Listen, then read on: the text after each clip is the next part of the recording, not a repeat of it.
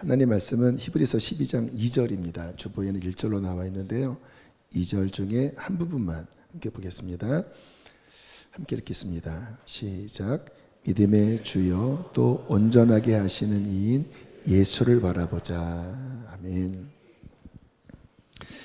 제가 몇 주 전에 믿음에 대해서 좀 더 깊게 살펴보겠습니다. 이렇게 말씀을 드렸는데 오늘은 좀 믿음을 집중해서 말씀을 나누겠습니다. 믿음은 굉장히 독특하고 특별한 또 놀라운 능력을 가지고 있는 영적인 것에 속한 거예요. 그래서 여러분 특별히 신약 성경을 많이 읽어보면 하나님 안에 속한 많은 은혜 또 능력, 구원이 믿음이라고 하는 매개체를 통해서 이 땅 가운데 부어지는 것을 복음서부터 막 열려집니다. 우리가 성경을 읽으실 때 갑자기 어떠한 단어가 막 늘어나는, 지금도 이렇게 빅데이터 이게 이제 무슨 단어를 많이 찾느냐로 그 상황에 사람들의 어떤 강조점을 그 빅데이터가 그렇게 연구하는 거잖아요. 근데 굉장히 정확한 어떠한 사실, 그 리얼리티를 보여주는 게 빅데이터입니다. 근데 성경도요, 하나님의 워드인데 어떤 순간에 어떠한 단어가 많아지는 것은 하나님이 강조하시는, 이게 중요하다. 앞으로 이 단어 중심으로 내가 나의 역사를 펼쳐나갈 것이다. 그러한 하나님의 빅데이터인 거예요. 근데 신기한 게 신약 들어오면 믿음이라는 단어가 굉장히 많이 나옵니다. 예수님께서 내 믿음이 너를 구원하였다. 믿음이 적은 자에 왜 의심하였느냐. 나를 믿는 자가 구원을 얻을 것이다. 근데 구약에는 이렇게 많지는 않거든요. 신약에 들어와서 예수께서 오셔서 믿음이라는 문을 여시면서 이제 하나님의 모든 언약이 이 땅 가운데 풀어지게 하는 파이프가 되도록 그 열쇠를 믿음에 두신 거예요.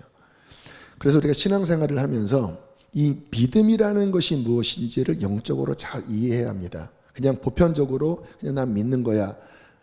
근데 그 믿음이 뭡니까 물어보면 잘 대답이 안 되는 것은 실은 잘 모르는 겁니다.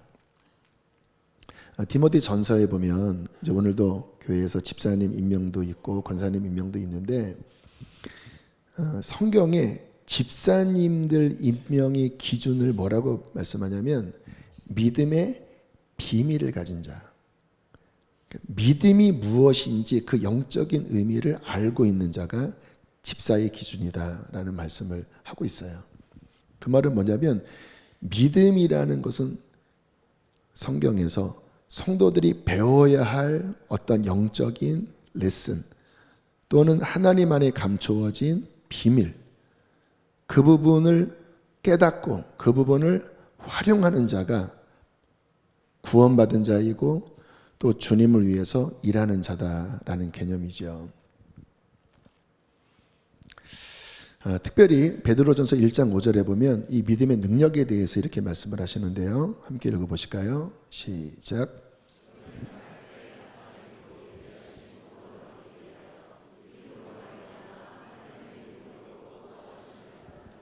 그렇죠. 하나님이 예비하신 구원을 믿음으로 받았는데 그 믿음을 가질 때 하나님의 능력과 보호하심이 그를 둘러싸게 된다는 거예요. 그래서 믿음을 가진 자가 승리합니다. 왜냐하면 이 믿음이 있으면 구원을 받을 뿐만 아니라 하나님의 능력이 계속 흘러들어오고 하나님의 보호하심이 그를 둘러 덮어요. 좀 지금 읽은 이 말씀의 이 배경은 핍박 시대잖아요. 감옥에 갇히고 숨겨나가고. 베드로가 뭐라고 하는 거예요? 믿음으로 말미암아 하나님의 능력으로 너를 보호하고 있다. 그래서 이러한 고난을 믿음으로 이기고 있는 것이다. 근데 예수님이 누가복음에 어떤 말씀을 하셨냐면 말세에 세상의 믿음을 보겠느냐. 이 믿음을 가진 자가 적다. 그래서 어려움이 오면 주님을 떠나기도 하고 어려움이 오면 막 낙심하고. 근데 그때 주님이 뭐라고 말씀하세요? 인자가 세상에 다시 올 때 이 믿음을 가진 자, 진짜 하나님의 살아있는 이 믿음을 가진 자가 극히 적다. 그래서 우리가 이러한 믿음에 대해서 잘 훈련할 필요가 있고요. 여러분, 저는 항상 본질이 무엇인가를 굉장히 이렇게 집중하는 편입니다. 왜냐하면 항상 백종원이 어떤 식당 경영하는 노하우가 너무 많은 음식들 다 빼라고 그러잖아요. 그리고 경쟁력 있는 음식 몇 가지로 승부해라. 굉장히 지혜로운 겁니다. 왜냐하면 너무 많다 보면 본질을 잃어버려요. 어쩌면 오늘날 기독교가 너무 군더더기가 많을 수가 있습니다. 우리의 신앙생활에 너무 군더더기가 많을 수도 있어요. 물론 본질이 분명하면 그러한 부분을 활용할 수는 있죠. 근데 나중에는 이게 막 주객이 전도돼요. 뭐가 본질인지도 모르고. 그러니까 뭐 종교생활과 신앙생활이 막 뒤죽박죽 됐는데 그때는 다시 원론으로 돌아가야 합니다. 본질이 무언가, 신앙생활의 본질이 뭔가. 본질이 뭐죠? 본질은 구원 얻는 믿음을 갖고 거듭나는 것. 그리고 그 믿음이 성장하는 것. 알맹이는 뭐예요? 믿음이에요. 구원 얻는 믿음이 왔는가? 왔다면 이 믿음은 자라나고 있는가? 자라난다고 하면 신앙이 성장되니까 더 강건해지겠죠. 그리고 막 열매가 맺어지겠죠.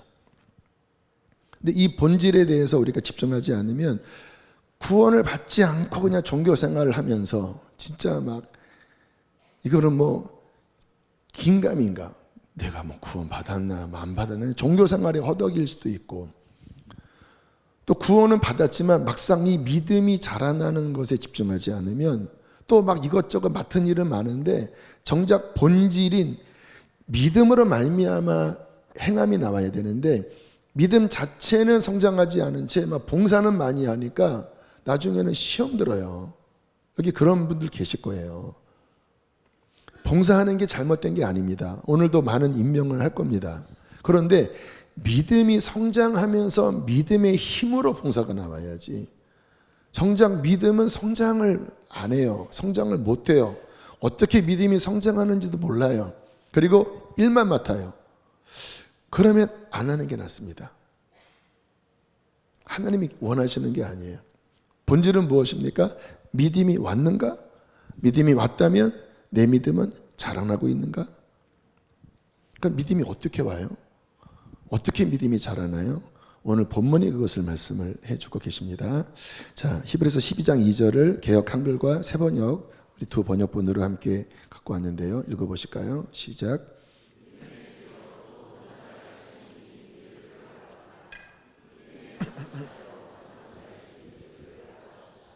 자, 제가 아까 믿음이라는 게 굉장히 영적이고 신비로운 것이라는 표현을 했습니다. 여기 보면 개역 한글보다는 새 번역이 더 원문에 충실한 번역입니다. 믿음의 주요의 원어적 의미가 믿음의 시작하는 이, 믿음을 창시한 이, 믿음의 첫 출발이라는 뜻이고요. 온전하게 하신다라는 뜻은 완성하다, 성취하다. 그래서 믿음을 시작하시고 그 믿음을 완성하신 예수, 그분을 바라보자. 이게 이 히브리서 12장 2절의 정확한 번역입니다. 그러면 이거는 뭐를 의미하냐? 예수님이 믿음의 시작과 끝, 믿음 자체라는 거예요. 믿음이 영적이라고 그랬잖아요. 그러니까 예수님이 믿음 자체인 거예요. 그래서 요한계시록을 보면 예수님이 스스로 나는 아멘이요. 그 아멘이라는 뜻이 신실함, 믿을 만한 이런 뜻이거든요. 내가 신실한, 믿을 만한 믿음 자체고 너희의 구원을 위하여 그 믿음을 내가 시작했고 내가 완성했다. 내가 믿음의 근원이다. 그러면서 뭐라고 말씀하십니까? 그 예수를 바라보자. 왜 바라볼까요? 믿음은 그분으로부터 오는 것이기 때문에. 마치 태양으로부터 이 지구상의 생명체의 식물이든 동물이든 그 모든 생명의 원천이 태양 열 에너지, 빛 에너지로부터 시작되잖아요. 그래서 여러분 식물 보면 광합성 작용이 원래가 그 태양빛을 식물이 잎이나 그 꽃이 이렇게 받음으로써 그 안에 있는 작용이 광합성 작용, 또 엽록소, 그리고 성장에 필요한 에너지가 이제 발전되면서 자라나지요. 대표적인 식물이 해바라기로 예를 들 수가 있겠죠. 해바라기는 하나님의 창조 원리로 태양빛을 따라 그 꽃이, 그 잎이 태양빛을 따라 이렇게 하루 종일 움직입니다. 제가 조사해 보니까 태양빛을 한 20분 받으면 그 새싹이 이제 막 그 줄기에 막 이제 생장점이 막 역사한대요. 근데 지혜롭죠. 하루 종일 그 빛을 받아요. 그러면서 해바라기 꽃이 이렇게 크게 피고 거기에 알알이 씨앗들이 맺혀지고 그리고 튼튼한 줄기로 또 잎으로 쭉 자라나요. 근데 얘네 원리는 너무 지혜롭죠. 그 생명의 원천에 하루 종일 접촉하는 것, 이 면을 늘어나게 하는 것. 믿음도 마찬가지죠. 믿음이 안 생기는 분이 있습니다. 또 믿음이 안 자라는 분이 있어요. 왜일까요? 그분들의 특징은 자꾸 자신을 생각해요. 내가 어떻다. 그리고 환경을 바라봅니다. 무엇 때문이다. 그리고 그 생각이 사람으로 인한 생각입니다. 여러분, 사람의 생각은 하나님을 향하진 않거든요. 그냥 눈에 보이는 또 내가 느끼는 감정, 그 안에서 내가 뭔가를 신앙적인 것이라 할지라도 그 안에서 복닥복닥 돼요. 그러면 믿음이 안 생겨요. 왜냐하면 믿음은 시작과 완성과 자체이신 예수님께로부터 오는 것이기 때문에 해바라기처럼 해야 합니다. 나는 부족해요. 환경은 이래요. 그러면 어떻게 해야 돼요? 믿음의 시작이요, 완성자요, 자체이신 예수님을 바라보면 내 안에는 믿음이 없어요. 내 안에는 믿음이 진짜 콩알만해요. 그런데 믿음의 주요 완성자이신 그분을 바라볼 때 그분으로부터 믿음이 오기 시작하는 거예요. 마치 해바라기가 그 햇볕으로부터 생명력을 얻고 햇볕의 작용으로 말미암아 이 안에 있는 것이 비로소 막 성장의 그런 에너지가 움직이는 것처럼. 그래서 이 히브리서 12장은 11장에서 이어오는데 11장이 유명한 믿음장이잖아요.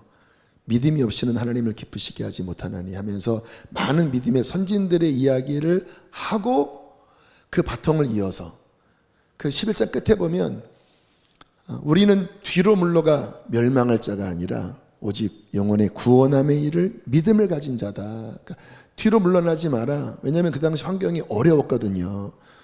예수님 믿으면 핍박당하고 재산 몰수당하고. 그래서 어떤 사람들은 예수님 믿는 그 믿음 때문에 저 구렬, 톡을 동굴 속에 들어가서 염소 가죽 뒤집어 쓰고 한밤중에 그 밭에 떨어진 그 나달 그거 주워 먹고 거지 생활을 한 경우도 비일비재했어요. 히브리서 12장에 그게 나옵니다. 11장, 12장에 그게 나와요. 그러면서 뭐라고 이야기합니까? 믿음으로 이기는 것이다. 어떻게 믿음을 갖는가? 12장 1절, 2절 이렇게 말씀을 하는 겁니다. 우리 2절 다시 한번 본문 읽어보실까요? 시작. 새 번역. 아멘. 원리를 설명하는 거예요.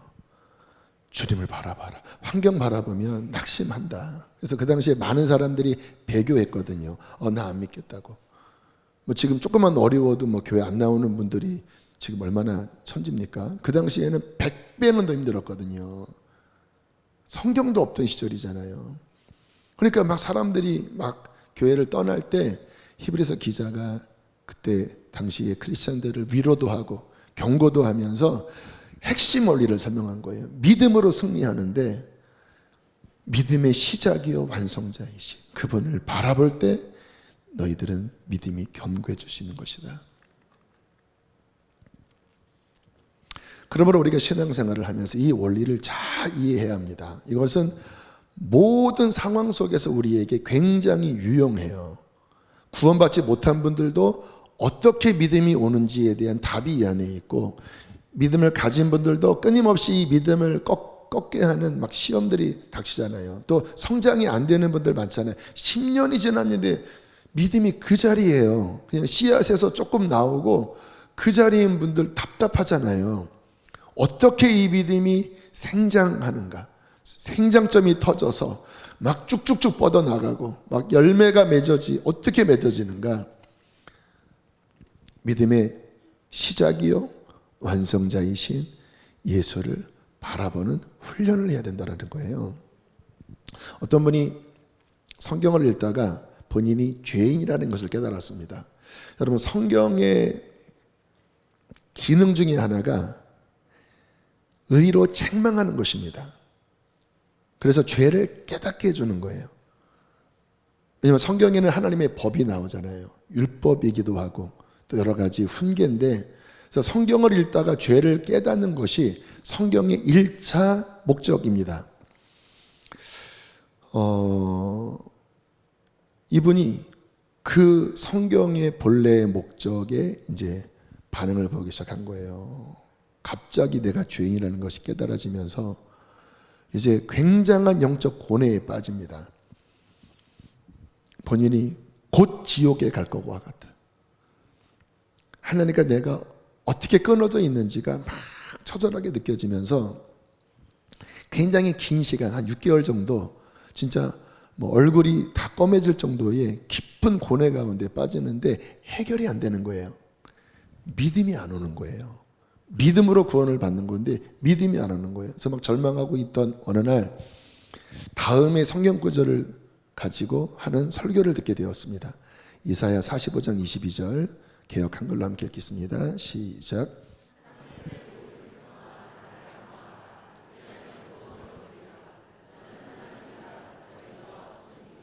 네, 나를 앙망하라. 원어의 뜻은 하나님께 눈을 돌려라. 그리고 그분을 의지하고 찾아라. 그 단어예요. 그리하면 구원을 받을 것이다. 히브리서 12장 2절과 같은 말씀이거든요. 그러면서 설교자가 막 이 설교를 한 거예요. 여러분, 예수님을 바라보십시오. 다른 거 바라보지 마세요. 자꾸 문제 바라보지 마시고 눈을 들어 예수님을 바라보세요. 저긴 지금 저분 청년 왜 이렇게 얼굴이 어둡습니까? 예수님을 바라보시라니까요. 막 이렇게 설교를 한 거예요. 그런데 그 말씀에 이분의 눈이 믿음의 창시자요 완성자이신 예수께로 향해진 거예요. 그 순간 믿음이 와버렸습니다. 막 6개월간 막 죽을 것과 같은 죄의식과 고통 가운데 있었던 그분이 예수님을 향하는 순간 갑자기 십자가에 달리신 하나님의 어린 양 구원자 믿음이 들어오면서 구원의 역사가 일어난 거예요. 그분이 유명한 영국의 설교자 스펄전 목사님 16세 때 있었던 간증입니다. 굉장히 짧은 순간이지만 믿음이 어떻게 해서 오는가?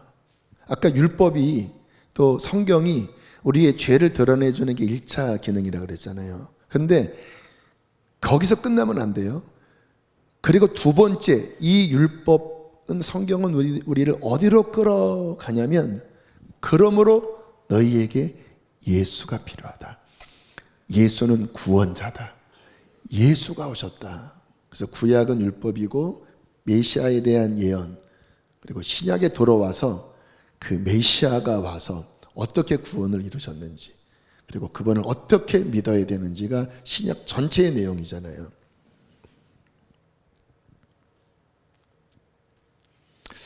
여러분, 이것은 우리의 이야기이기도 합니다. 교회를 다니면서 믿음이 잘 안 생기는 분들이 있습니다.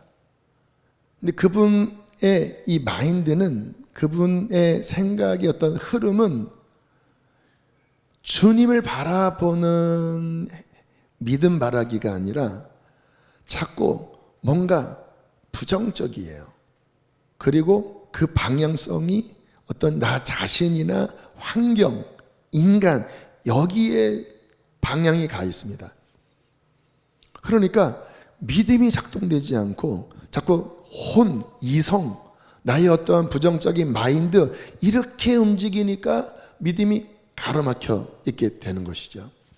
또 이미 신앙생활을 하시는 분들도 마찬가지예요.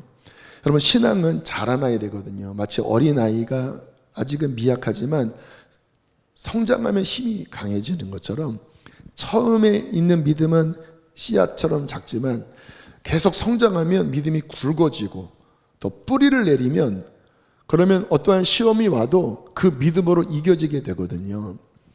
그런데 사람들을 보면 믿음이 안 자라는 분들이 되게 많아요. 직분은 올라갔는데, 직분은 권사님이 되시고 막 장로님이 되셨는데도 막상 그 실체인, 그 믿음의 실체인 그 신앙이 상대적으로 자라나지 않은 경우가 굉장히 많아요. 어디를 바라보고 있느냐? 믿음의 창시자여 완성자이신 그분으로부터 계속 믿음의 생명력이 공급받는 이 훈련이 잘 된 사람은 믿음의, 예수님이 그러시죠. 불로써 연단된 금을 사라. 금보다 귀한 믿음. 그러니까 이분들은 믿음의 훈련을 받은 분들입니다. 그래서 어려움이 와도 계속 믿음을 붙잡고 훈련해요. 그러면 어떻게 됩니까? 믿음이 강화됩니다. 어떤 환경 속에서도 그의 생각과 그의 어떤 마음의 태도가 믿음의 근원이신 주님을 바라보는 훈련이 됐어요. 그러면 막 암이 걸려도 처음에는 막 흔들렸다가도 훈련이 되니까 딱 주님을 바라봐요. 그러면 그 믿음이 와서 이깁니다.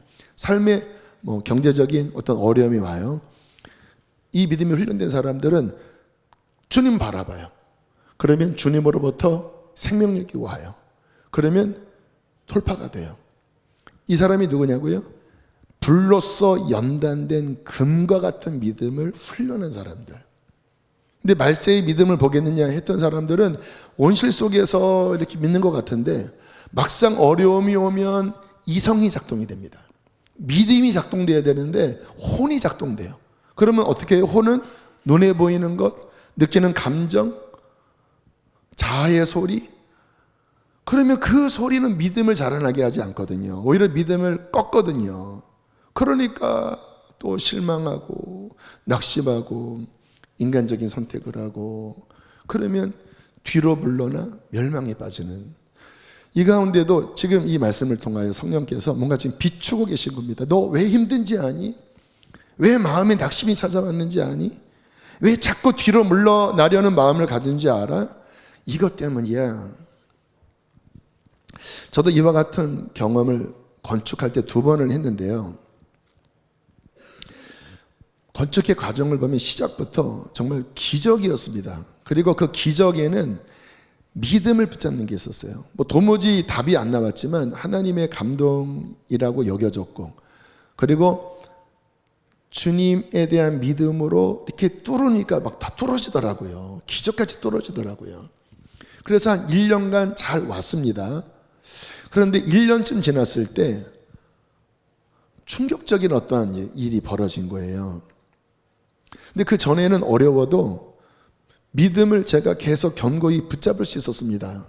하나님은 실수하지 않으셔. 하나님은 천지 만물을 통치하셔. 그래서 어떤 어려움이 와도 믿음이 견고했기 때문에 그 믿음으로 뚫었거든요. 근데 그 어떠한 일이 벌어졌을 때에는 이 문제가 너무 크게 보이더라고요. 그래서 거기에 제가 함몰되기 시작했습니다. 여러분, 여기 이렇게 공간 안에 많은 것들이 있지만 지금 요 마이크의 까만 점을 여러분들이 1분만 뚫어져라 보면 이 까만 점만 99% 보일 거예요. 그러니까 사람이 이게 뭐를 바라보느냐가 얼마나 중요한지, 이 연예인들이 악플 보고 자살하잖아요. 다른 사람들은 난 당신 좋아합니다. 당신 팬입니다. 근데 누가 막 안 좋은 말을 하잖아요. 그게 1%밖에 안 되는데 거기에 집중하는 순간 그 까만 점이 그의 생각을 온통 사로잡으면 그게 전부가 돼버려요. 갑자기 그 전까지는 제가 주님 바라보고 믿음 붙잡고, 근데 갑자기 그 사건에 제가 집중하는 순간 예수님보다 이 사건이 더 커 보이는 거예요. 그리고는 점점 여기에 사로잡히게 되었습니다. 그 순간 믿음이 탁 꺼지더라고요. 믿음이 탁 꺼지는 순간 갑자기 시험의 바다에 푹 빠지더라고요. 그 전에는 시험 밟고 갔거든요. 믿음으로. 근데 믿음이 끊어지니까 시험에 들어버렸습니다. 절망이 오고 힘이 빠지고 다 망했구나, 끝나는구나, 막 부정적인 그 파도가 막 저를 휩쓰는데, 이제 그러면 이제 진짜 시험이 된 거예요. 왜 들었을까요? 믿음을 놨기 때문에. 그때 성경 말씀의 한 내용이 떠올랐습니다. 딱 저희 같은 상황이었어요. 여러분, 예수님께서 바다 위를 걸어오실 때 베드로가 어떻게 했는지 마태복음 14장 28절 29절에 이렇게 말씀합니다. 시작.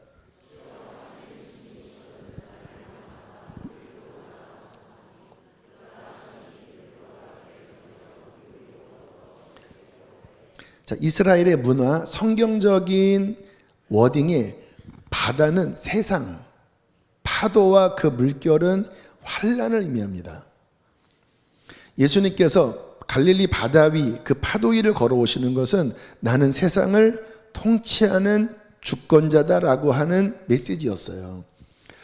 베드로가 예수님을 본 겁니다. 근데 베드로의 이 강점은 믿음의 강점을 갖고 있는, 믿음의 주특기를 갖고 있는 사람이거든요. 예수님이 바다 위를 걸어오는 것을 보고, 와, 진짜 우리 예수님은 세상을 다스리시는 분이구나. 진짜 하나님의 아들이구나. 와, 나 주님을 따르기를 잘했지.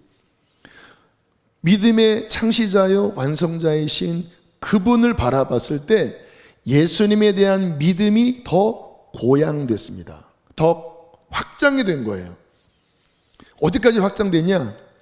주님이 바다 위를 걸어오신다면, 주님이 세상을 다스리신다면, 그분이 내게 말씀하시면 나도 바다 위를 밟을 수 있어. 마치 백부장이 말씀만 하시면 하인이 났습니다 그랬잖아요. 그래, 주님이 말씀하시면, 명하시면 나도 걸을 수 있어. 거기까지 확장된 거예요. 그래서 베드로가 만일 주님이시면 나를 명하사 나도 물 위를 오라 하소서. 와라, 와라, 내가 너를 붙잡아 줄 것이다. 그러니까 주님을 바라보고 주님이 오라고 할 때 그러면 됐습니다 하고는 발을 내딛었는데, 주님 안에 있는 그 능력이 베드로를 감싸면서 주님과 같은 기적을 베드로가 경험하게 된 거예요. 믿음은 바라는 것들의 실상이라고 했잖아요. 믿음이 연결된 거예요. 그래서 막 바다 위를 예수님 보면서 막 걸어간 겁니다.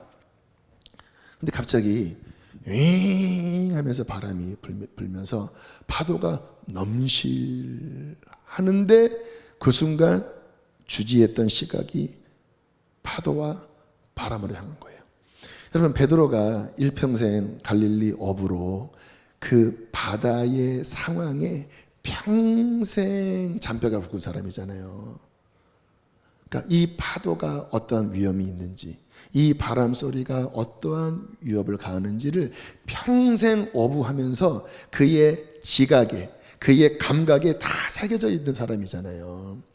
그 말은 뭐냐면 믿음을 놓는 순간 원래 베드로 안에 있는 그 경험이 작동되는 거예요. 믿음이 말고 베드로가 갖고 있는 그 이성적인 감각적인 경험이. 성경 이렇게 말씀합니다. 30절 31절 함께 읽겠습니다. 시작.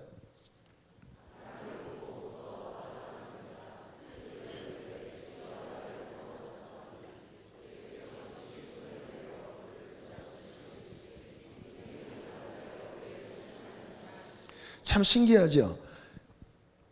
바람과 파도를 바라보는 순간 갑자기 믿음의 끈이 약해지기 시작합니다. 주님을 바라보고 있을 때, 믿음을 붙잡고 있을 때는 다스렸었는데 그 힘이 나를 붙잡았는데 방향이 파도와 바람을 향하는 순간 믿음이 점점점 꺼지면서 나 빠지네 이렇게 돼버리는 거예요. 그런데 갑자기 막 두려움에 휩싸이면서 본인이 수십 년 동안 그 바다에서 본인이 했던 그 경험, 그 파도의 무서움, 이게 온 감각이 막 나를 사로잡으면서 살려주세요 이렇게 하는 거예요. 그때 주님께서 손을 잡아주시면서 왜 의심해? 왜 나를 안 바라보는 거야? 여러분, 우리 이야기입니다. 지금 여기 계신 어떤 분들을 향한 이야기예요. 환경 때문에 당신이 지금 그렇게 힘들고 낙심하는 게 아닙니다. 그전에는 더 어려워도 믿음이 분명했을 때, 내가 주님을 굳건하게 바라볼 때는 기뻐했고 오히려 찬양했고, 당신의 입에서는 믿음의 말들이 나왔어요. 난 걱정하지 않아. 하나님이 나를 지켜주셔.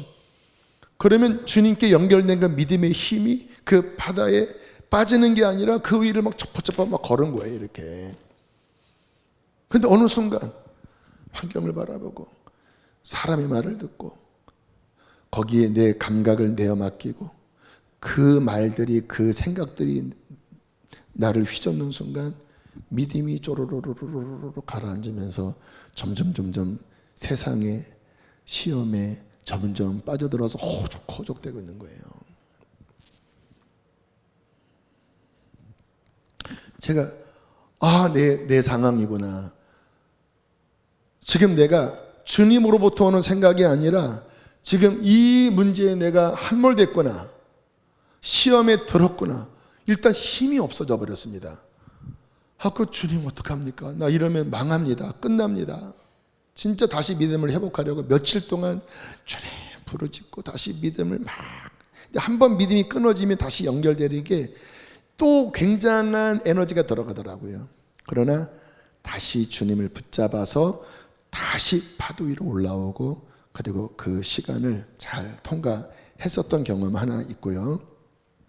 그리고 이제 건축 막바지에 항상 이게 등산하다 보면요, 마지막 정산 전에 뻘떡고개라고 있습니다. 이게 산이 이렇게 가다가 마지막 정상에서 이렇게 가파라지는 것 같아요. 그래서 제일 힘들어요. 여러분, 어떤 우리가 시험을 당할 때, 어떠한 것들을 돌파할 때 항상 마지막 지점 끝에 가장 짙은 어둠이 옵니다. 그때도 그랬어요. 마지막 우리가 10월 초에 들어갔는데 7, 8월이 되게 힘든 마지막 뻘떡고개. 기존에 있는 건물에서는 이제 나가야 되고, 여기서는 이 건축하는 그분들이 이제 약점을 알고 문을 쇠사슬로 걸어 잠그고 터무니없는 금액을 요구하면서 안 주면 이제 문제 일으키겠다. 그러니까 막 그 끝지점에 막 진짜 꼴떡고기를 헐떡거리고 있는데, 저희는 선교하는 교회니까 그럼에도 불구하고 선교를 했습니다. 단기 선교 가고. 그래서 이제 팀들 나눠서 이제 선교를 가기도 하고, 이제 내적인 문제를 또 대처하는 분들은 또 이렇게 대처를 했는데, 제가 뭐를 봤냐면 선교 갔다 온 분들의 얼굴이 너무 밝은 거예요. 얼굴이 하얗고 막 해처럼 빛나고 막 진짜 아무것도 모르는 철부지처럼 생글생글 웃고. 근데 이 안에 있는 우리들은, 저는 얼굴이 시커먼 겁니다. 왜냐면 계속 그러죠. 허리 이러니까. 근데 제가 비교가 되더라고요. 물론 우리가 믿음을 가진다고 해서 막 모든 어떠한 것들을 그냥 내려놓고 신비롭게만 하는 건 아니죠. 현실을 정확하게 파악하고 대처를 하는 거는 필요한, 자연적으로 필요한 거거든요. 그러나 거기서 끝나면 믿음이 아닌 거예요. 근데 그거를 본 겁니다. 계속 이거를 바라보는 사람과, 그러나 선교지에 가서 하나님의 역사를 바라보고 복음을 전하면서 그 하나님 나라의 본질적인 것에 계속 내 생각과 내 마음과 내 입술의 고백이 연결되어 있던 사람들은, 야, 정말 기쁨의 모습을 갖고 있는 거구나. 그러면 나도 이곳에 있으면서 동일한 하나님을 믿으니까 나도 이곳에서 그렇게 기뻐하면서 믿음으로 선포하면서 계속 주님을 바라봐야 되는 것이 아닌가. 또 하나는, 어떠한 시험이 오면 교인들 당뇨 선교 보내야 되겠다. 그냥 문제에 막 함몰돼서 막 이게 이만큼 커져서 막 큰일 났다 하는데, 문제는 믿음이 작동이 안 되면, 그러면 실패하는 거거든요. 지금 이 가운데 어려움 가운데서도 기뻐하는 분이 계시고, 어려움 가운데 낙심하는 분이 계십니다. 언제 승리할까요? 주님을 바라볼 때 승리합니다. 요한일서 5장 4절 함께 읽겠습니다. 시작.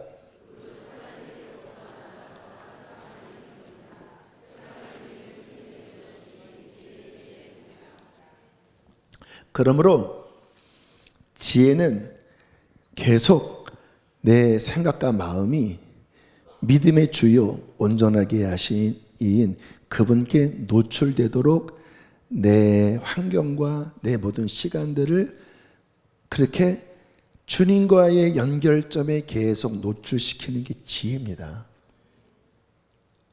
여러분, 새벽기도 훈련이 되신 분들, 또 우리 교회 이제 이런 집회, 또 금요일, 여러분, 이게 왜 훈련이 필요하냐면요, 아마 평상시에는 그러한 시간이 그렇게 나한테 크게 와닿지 않을 수도 있어요. 근데 이게 훈련이 되잖아요.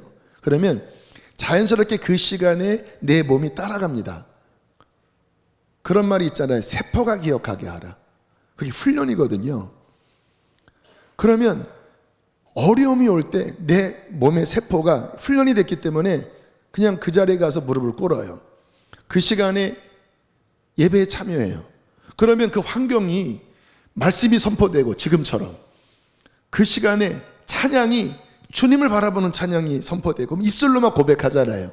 그리고 막 기도가 막 주님을 향하여 쥐어쥐 하면서 막 뚫어내는 그런 기도를 하잖아요. 그러면 갑자기 그 훈련된 환경 속에서 주님을 바라보게 되면 먹구름이 사라지고, 믿음의 주여 온전케 하시는 주님으로부터 믿음이 오면 그 순간에 뚫어지는 거예요. 그래서 훈련하라는 거예요. 근데 이 훈련이 안 된 분들은요, 그냥 계속 방구석에 이렇게, 죄송합니다, 처박혀 계시고 계속 문제 바라보고, 그리고 내 혼에서 나오는, 내 경험과 감정에서 나오는 그 말에 이렇게 잡혀 있습니다. 그것을 사탄이 계속 옆에서 부추깁니다. 그러면 문제는 뭐예요? 믿음이 끊어져 봐요. 단절돼요. 그러면 시험에 빠져 있는 상태가 됩니다. 그러면 승리하지 못해요. 왜? 세상을 이기는 이김은 이것이니 곧 우리의 믿음이니라.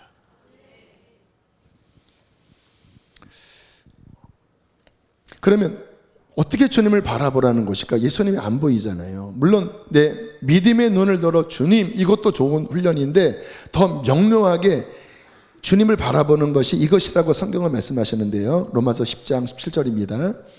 시작.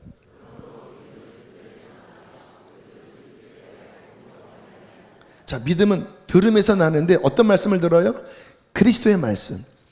여러분, 성경의 주제는 예수입니다. 이 성경은 나에 대해서 기록했다 그랬잖아요. 그래서 우리가 말씀 속에서 지금도 예수님에 대한 말씀을 전하고 있잖아요. 예수님에 대한 말씀을 노출시키면 그 말씀 속에 예수님이 바라봐지게 되고 그 말씀 속에 예수님을 바라봐지게 되면 믿음이 들어온다는 거예요. 저는 주님께서 이 원리를 이른 나이에 깨닫게 하셔서 여러분 제 설교를 가만히 보면 그 주제가 거의 예수님, 구원, 십자가, 부활, 성령, 하나님의 나라 여기에 주로 포진되어 있습니다.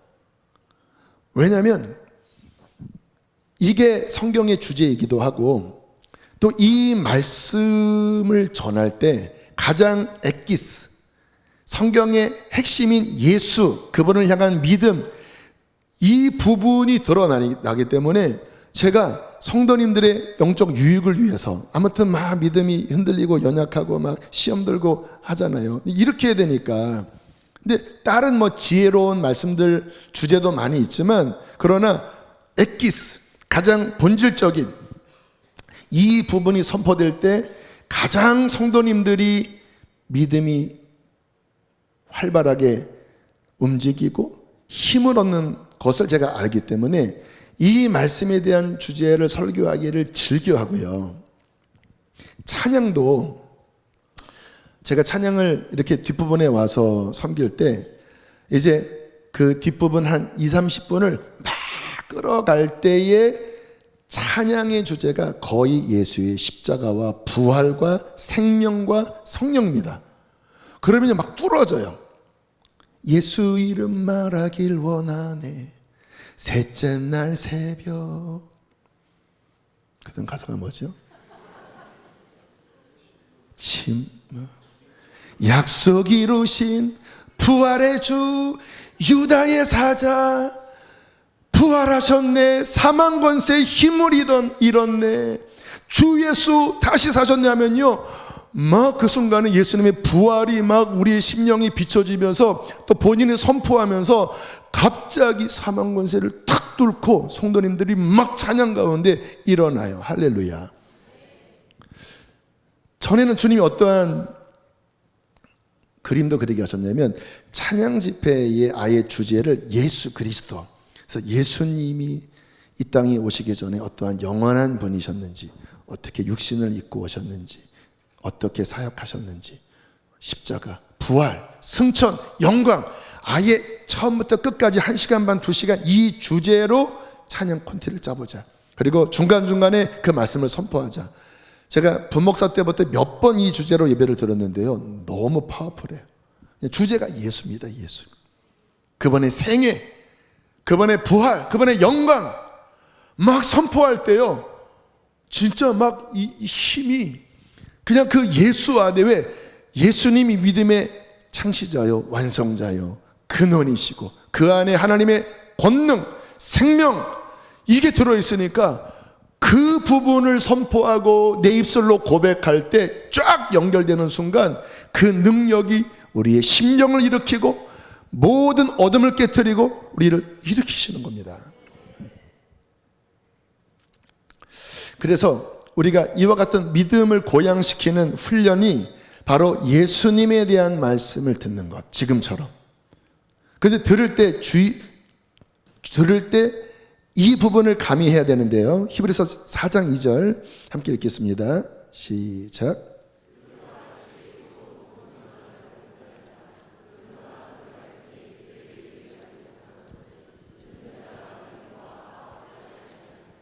자, 마음의 태도가, 이게 마음이 주님께 향해요.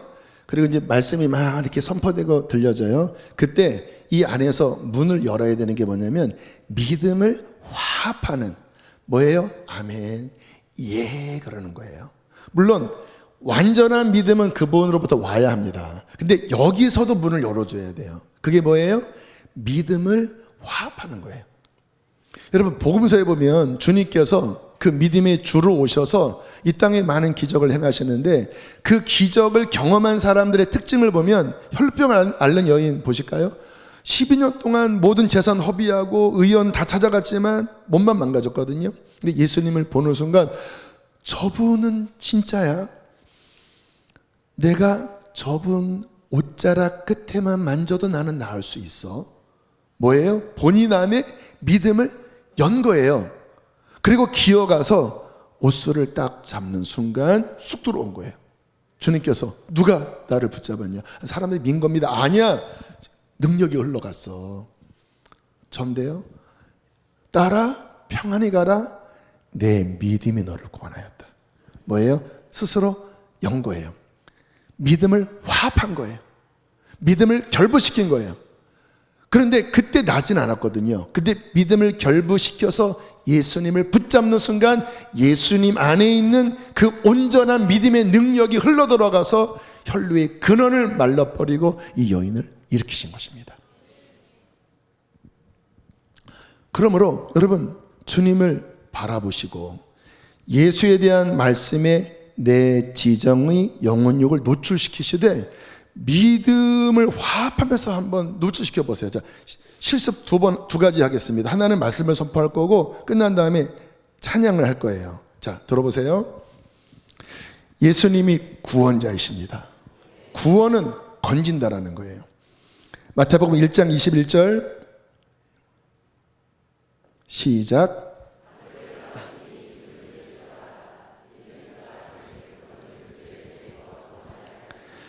구원할 자 예수, 당신을 건질 자입니다. 당신의 죄, 실패, 절망에서 예수와는 건지는 자입니다. 지금 빠져 있나요? 묶여 있나요? 예수를 바라보라. 그분의 이름 그대로 그분을 당신을 건지실 것입니다. 예수님은 십자가에서 죽으심으로 보배로운 피를 흘리셨습니다. 이 피에 대하여 성경은 이렇게 말씀하고 있습니다. 마태복음 26장 28절, 히브리서 10장 10절 20절 시작.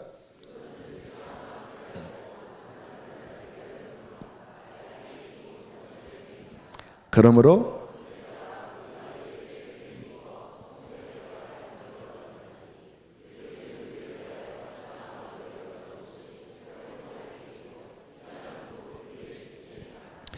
예수님의 피는 보배로운 피입니다. 그 피로 말미암아 하나님과 우리는 새로운 언약이 체결되게 되었어요. 이전 것은 지나가고 새 것이 되었고 우리는 그 예수의 피 안에 죄사함을 얻게 되었고 예수의 피로 말미암아 하나님께 당당히 나아감을 얻게 되었고 그분 안에서 우리는 자유하며 승리할 수 있게 된 것입니다. 이 피가 우리를 위하여 흘리셨고 이 피는 지금도 유효합니다. 이 말씀 속에 예수님의 피는 유효하며 이 피는 가장 강력합니다. 이 피를 믿는 마음으로 붙잡을 때 이 피를 믿음으로 우리는 죄사함을 받고 이 피를 믿음으로 우리는 하나님께로 당당히 나아감을 얻는 것입니다. 이 피가 우리 가운데 있다라니까요. 이 피를 붙잡으세요. 이 피를 마시세요. 예수님은 사흘 만에 부활하셨습니다. 부활은 승리입니다.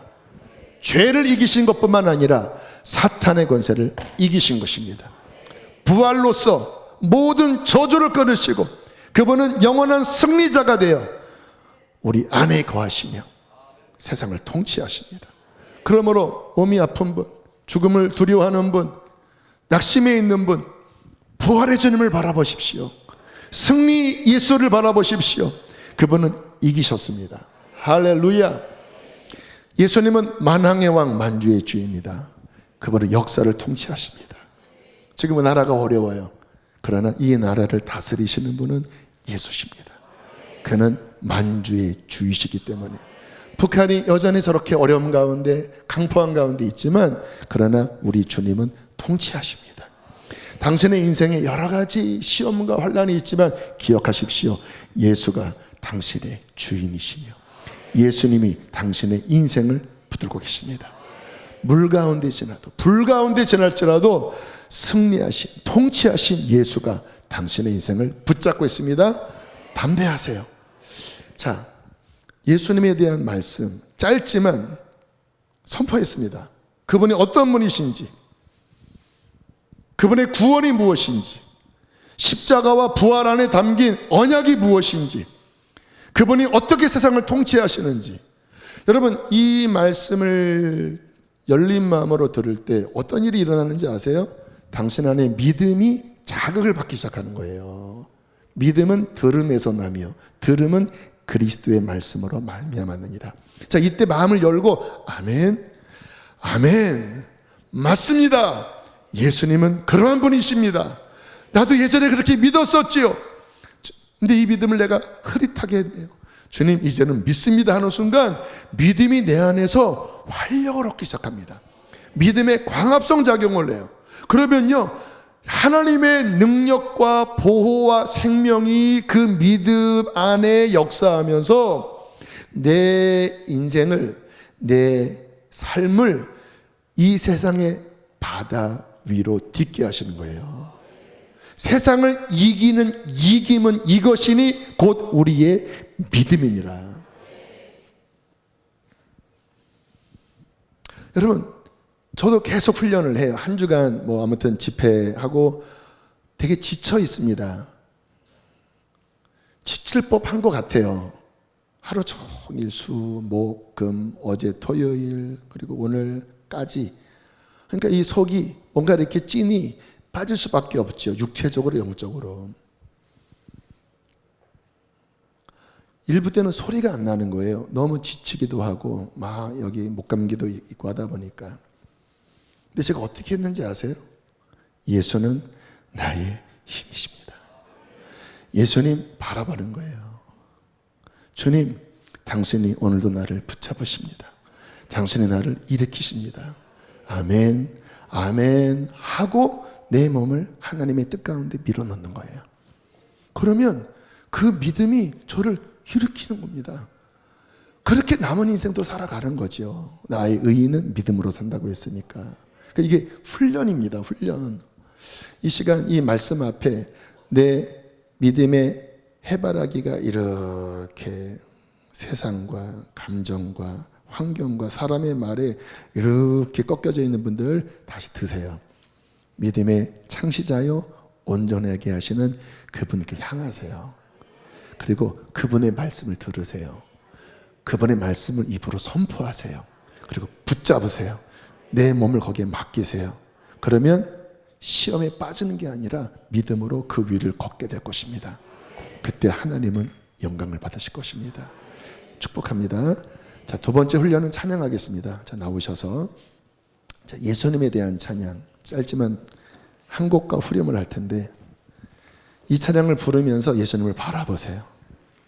그분은 아름다우신 믿음의 창시자요 완성자이신 그분, 우리를 사랑하셔서 우리에게 참 믿음을 보여주신 아멘이신 분이십니다.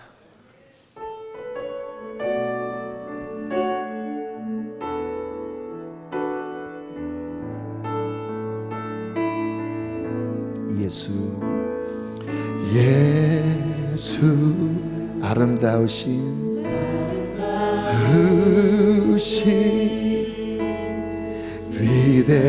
위대하신 그분은 살아계시죠. 부활의 주 어린 양 할렐루야 거룩과 공의 나는 광명한 새벽별이요 어둠 가운데 빛이라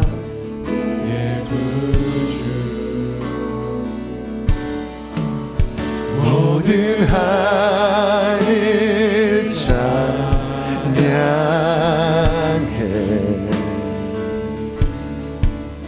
모든 만물이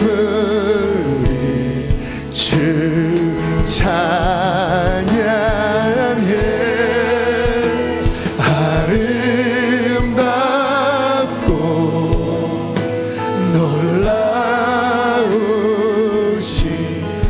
모든 이름보다 높은 이름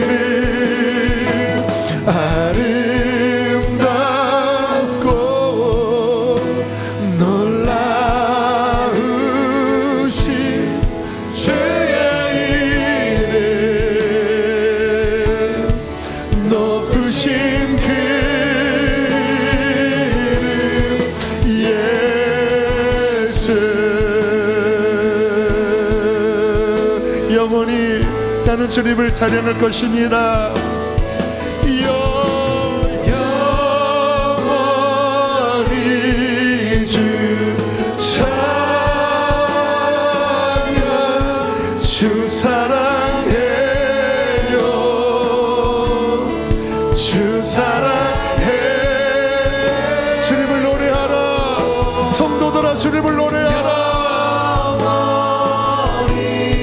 주 찬양, 주 사랑해요, 주 사랑해. 아름답고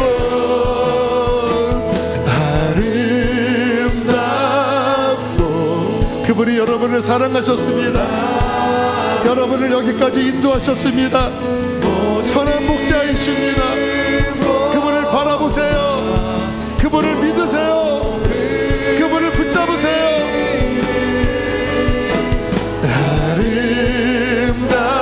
아름답고 놀라우신 주의 이름, 높으신 그 이름. 난 예수로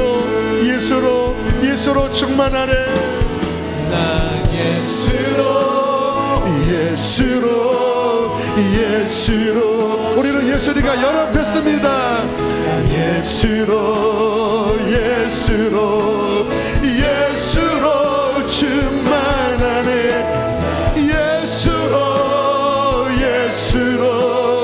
예수로 충만하네. 영원한 내 안에. 우리 마지막 한 번 더 고백하고 기도합니다. 우리 그분과 연합했어요. 난 예수로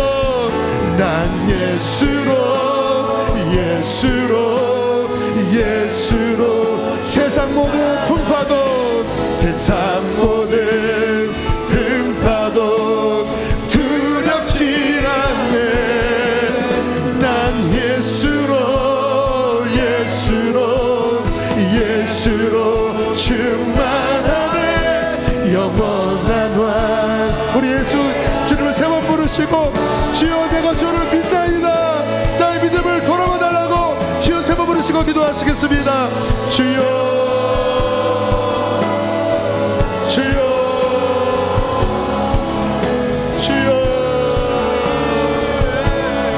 주님을 바라봅니다.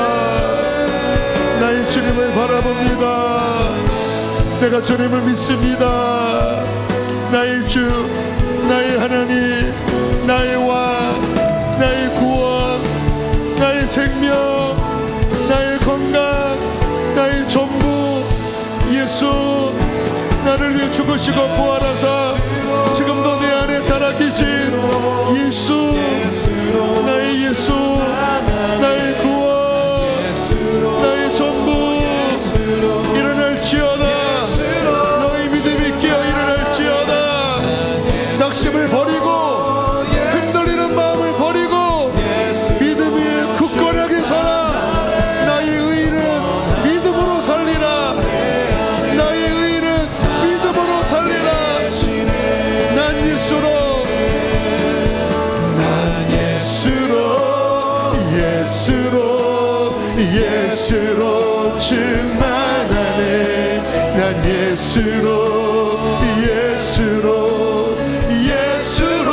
충만하네. 난 예수로 충만하네. 영원한 왕. 여러분, 마지막 한 번 더 우리 믿음으로 크게 외칩시다. 난 예수로 충만하네. 난 예수로 충만하네. 난 예수로 충만하네. 영원한 왕 내 안에 살아계. 영원한 왕, 영원한 왕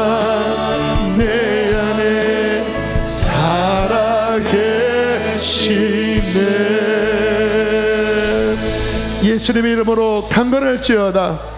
예수님의 이름으로 모든 낭망에서 일어날지어다. 주님이 함께 하시면 우리는 넉넉히 이길 수 있습니다. 내게 능력 주시는 자 안에서 나는 무엇이든지 할 수 있습니다. 하나님, 오늘 우리의 믿음의 눈을 열어 예수님을 보게 하여 주시고, 주님을 바라볼 때 주님 당신의 그 온전한 믿음을 우리 가운데 부어주시고, 그 믿음이 우리 안에 역사하여 구원과 생명과 보호하심과 능력으로 우리를 채워 주시옵소서.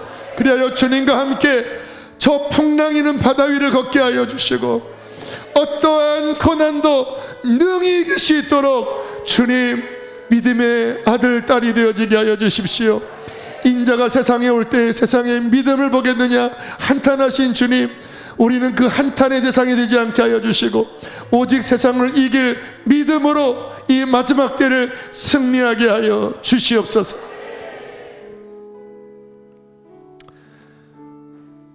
귀한 예물 봉헌합니다. 기쁘게 받으시고 한 주의 모든 삶의 영역에 믿음으로 승리하는 주의 자녀들 되게 해 주십시오. OES를 당리 구역에도 올려드립니다. 주님을 바라보는 당의 구역이 되게 하옵소서.